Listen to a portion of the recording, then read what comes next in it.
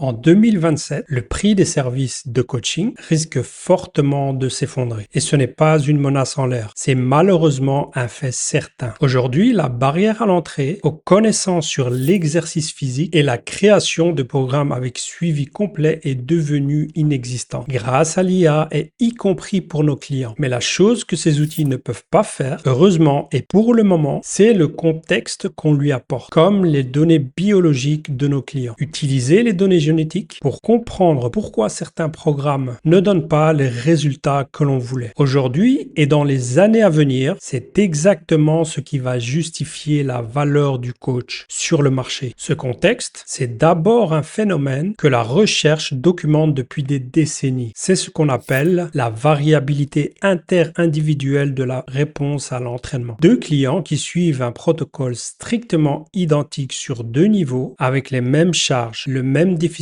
calorique, le même apport protéique peuvent obtenir des adaptations totalement différentes l'un de l'autre. Et ce n'est pas juste un avis de terrain. C'est ce que la littérature décrit sous les termes de répondeurs et de non-répondeurs. Sur un stimulus identique, certains progressent nettement, tandis que d'autres à peine, quand une fraction ne répond quasiment pas. Devant un profil non-répondeur, le réflexe reste seulement comportemental. On interroge l'adhérence, la rigueur alimentaire et la régularité. Ces variables pèsent réellement, mais elles ne reflètent qu'une partie de la variante. L'autre partie est biologique. Elle tient au terrain métabolique et génétique de l'individu. La façon dont il absorbe, transporte et utilise précisément ce qu'on lui prescrit. Un même apport en folate, par exemple, en B12 ou en fer, ne produit pas nécessairement le même effet selon le profil génétique du client. Et c'est exactement cette couche biologique qui est presque jamais mesurée. On optimise le stimulus, c'est-à-dire le programme, la charge ou la périodisation, sans jamais interroger le système qui convertit le stimulus en résultat. Et c'est là que se loge la valeur du coach. Elle ne réside pas dans la production d'un bon programme, qu'une IA fait déjà, instantanément et à coût nul, mais dans la capacité à expliquer pourquoi ce programme ne produit pas l'effet attendu chez certains individus et à ajuster à partir de ces données réelles. Pour comprendre pourquoi le manque de discipline est toujours presque le mauvais diagnostic, il faut regarder un cran plus bas, du côté de la biologie. Il y a dans le corps un processus biologique de fond permanent qui conditionne une grande partie de la capacité d'un client à s'adapter à ce qu'on lui prescrit et on l'appelle la méthylation. Sans entrer dans la biochimie, l'essentiel à retenir, c'est que c'est un des processus qui aide le corps à bien réguler son énergie, sa récupération et une partie de l'équilibre du système nerveux. Quand il fonctionne bien, le client récupère et progresse. Quand il fonctionne moins bien, on ne voit pas un symptôme précis, mais on voit plutôt une baisse de rendement général. Moins d'énergie, une récupération plus lente et parfois une motivation plus fragile. Soit exactement le profil du client qu'on met trop vite sur le compte du manque de rigueur. Et ce processus dépend en grande partie d'un ingrédient simple, le folate que l'on trouve dans l'alimentation. Sauf que le corps ne peut pas l'utiliser tel quel. Il doit d'abord le transformer en une forme active. Et cette transformation dépend d'une enzyme, elle-même fabriquée à partir d'un gène précis, le gène MTHFR. Une variante très fréquente de ce gène rend cette enzyme moins efficace. Résultat concret, deux clients qui consomment la même quantité de folate n'en produisent pas la même quantité utilisable. L'un alimente correctement le processus, l'autre beaucoup moins, alors qu'ils ont la même assiette. Ce détail change tout le diagnostic d'un client. Ce client dont l'énergie ne remonte pas, dont la récupération reste lente, dont l'adhérence diminue, n'est peut-être ni fainéant, ni indiscipliné comme on le croit souvent. Son corps produit peut-être trop peu de folate active pour soutenir sa progression. Et ce gène peut y contribuer sans qu'un programme seul ne règle le problème. On peut ajouter du volume d'entraînement, modifier le plan nutrition ou augmenter les charges, quand en réalité, ce qu'on optimise, c'est un programme auquel le corps réagit moins bien que prévu. Ce n'est pas une couche de plus au-dessus du programme. C'est la couche qui explique pourquoi le programme donne un résultat ou pas. Et c'est un contexte qu'une IA générique ne produit pas, parce qu'elle ne connaît pas ce paramètre précis chez cet individu précis. Cette incapacité à expliquer une stagnation que l'on mesure rarement peut avoir un impact direct sur son business, parce qu'il ne se manifeste pas sous forme de plainte. Un client qui ne progresse pas et à qui on ne fournit aucune explication, conteste rarement le service. Il va plutôt en tirer la conséquence, une conclusion sur la compétence du coach, pour ensuite arrêter l'entraînement ou changer de coach. C'est un problème d'attribution. Dans ce cas-là, l'échec est imputé au professionnel, alors qu'il vient d'un facteur que ni le client ni le coach n'avaient les moyens d'identifier. Et un motif de départ qui reste invisible ne peut pas être corrigé. À l'échelle du marché, cette faiblesse devient structurelle. La création d'un programme et d'un suivi de qualité n'est plus un facteur de différenciation. C'est une capacité désormais accessible à faible coût, y compris directement pour le client. Quand deux offres deviennent équivalentes sur ce plan, la comparaison se déplace mécaniquement vers le prix. Et sur ce terrain, un coach ne peut pas rivaliser un outil dont le coût marginal tend vers zéro. C'est précisément là que la lecture biologique change de statut. Elle passe d'un raffinement scientifique à un facteur de différenciation économique. Un coach capable d'identifier pourquoi une réponse individuelle diverge ne vend plus un programme. Il vend une interprétation que l'offre générique ne peut pas reproduire, faute d'accès aux données de l'individu. Sa prestation sort du champ de la comparaison directe et donc de la concurrence par le prix. Cette différence ne s'observe pas sur une transaction isolée. Elle apparaît sur la durée dans la divergence entre deux trajectoires. Un coach qui retient ses clients et consolide son positionnement tarifaire et un autre qui ajuste ses prix à la baisse pour rester dans le marché, sans identifier clairement la cause de cette pression. On peut maintenant nommer précisément ce qui protège un prix aujourd'hui et dans les années à venir. Ce n'est pas la qualité du programme, puisque cette qualité est devenue reproductible à faible coût. Ce qui protège un prix, c'est la capacité à intégrer un élément que la version générique n'a pas, c'est-à-dire des données propres à l'individu et l'interprétation qui va avec. Tant que cet élément reste hors de portée d'un outil standardisé, il constitue une différence réelle, pas un argument marketing. Une donnée génétique comme le gène MTHFR remplit exactement ce critère. Elle n'est pas générique, elle appartient à une seule personne. Un outil qui n'a pas accès au profil de cette personne ne peut ni la deviner, ni la compenser par un meilleur programme. Et même avec les données brutes, il reste une étape que la standardisation gère mal. Décider ce qu'on en fait dans le contexte précis de cet individu, de son objectif, de son historique et du reste de son terrain. C'est cette étape d'interprétation qui a de la valeur, plus encore que la donnée elle-même. Le gène MTHFR n'est ici qu'un exemple. Le principe est plus large. Tout facteur individuel, mesurable et non reproductible qui modifie la réponse d'une personne à ce qu'on lui propose appartient à cette catégorie. Un profil génétique, un ensemble de marqueurs sanguins et une particularité métabolique documentés. Ce sont des points sur lesquels une offre générique n'a aucune prise parce qu'ils sont propres à l'individu. Ce déplacement change totalement la nature de ce qu'on vend. On ne vend plus l'accès à une méthode. On vend la capacité à ajuster cette méthode à une réalité biologique que personne d'autre ne lit pour ce client précis. La méthode devient un prérequis. Elle n'est plus l'argument et le prix cesse d'être indexé sur le programme livré. Il s'indexe sur la précision de la lecture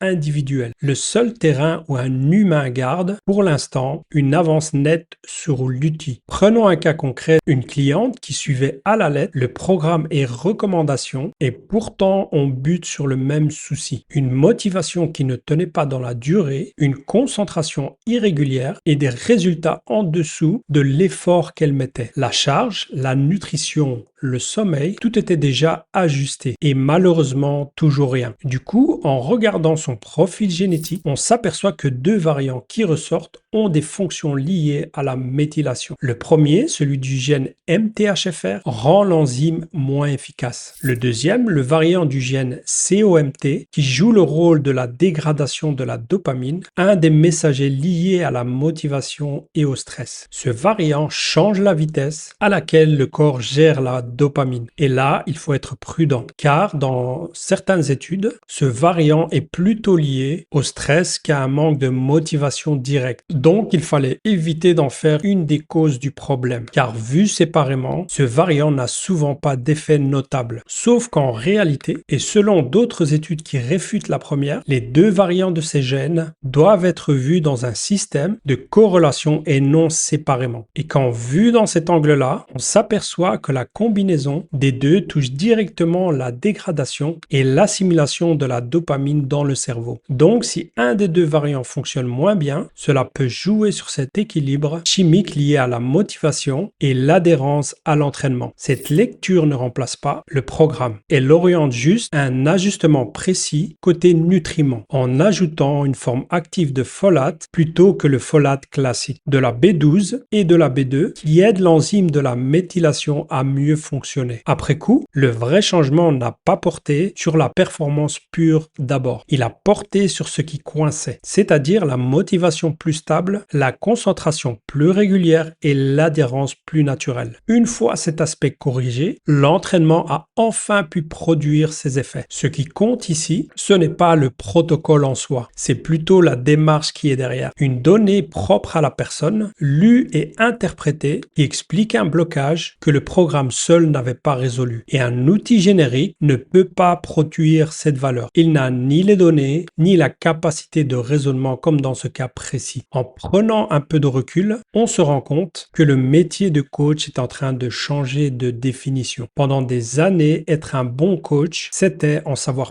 plus que les autres, plus de connaissances, plus d'expérience ou plus de certification. Le problème, c'est que sur ce terrain, un humain à l'heure actuelle ne peut plus gagner. Une IA a déjà accès à plus de connaissances que n'importe quel coach et elle y accède plus vite. Et vouloir battre l'IA sur le savoir, c'est déjà perdu d'avance. Alors qu'en réalité, ce qui ne se copie pas, ce n'est pas le savoir. C'est plutôt le savoir sur une personne précise. La connaissance générale aujourd'hui est devenue gratuite. La connaissance d'un individu, elle, ne l'est pas. Parce qu'elle n'existe nulle part avant que quelqu'un aille la chercher, la mesurer et l'interpréter. Et c'est un terrain aujourd'hui que l'IA n'a pas accès et n'a pas le raisonnement qui relie ces données au cas du client. Et cet avantage ne fait que grandir avec le temps. Chaque client analysé en profondeur, c'est un ensemble de données que le coach est seul à posséder et une lecture qu'il est seul à avoir construite. Plus ces cas s'accumulent, plus la lecture devient précise et moins le coach devient remplaçable. C'est exactement l'inverse d'un programme qui perd de la valeur dès qu'il est copié. Une base de compréhension individuelle prend de la valeur à mesure qu'elle s'enrichit. Donc le vrai repositionnement n'est pas dans le fait de rajouter une compétence de plus. Il est plutôt dans un changement de nature. Passer de quelqu'un qui applique un savoir général à quelqu'un qui lit et interprète des données individuelles. Le gène MTHFR n'est qu'une porte d'entrée. Derrière, il y a tout un terrain comme la génétique, les biomarqueurs sanguins, la lecture métabolique sur lequel une offre générique n'aura jamais de prise parce qu'il n'existe qu'au niveau de la personne en face. Alors, par où commencer concrètement? La bonne nouvelle, c'est qu'il n'y a pas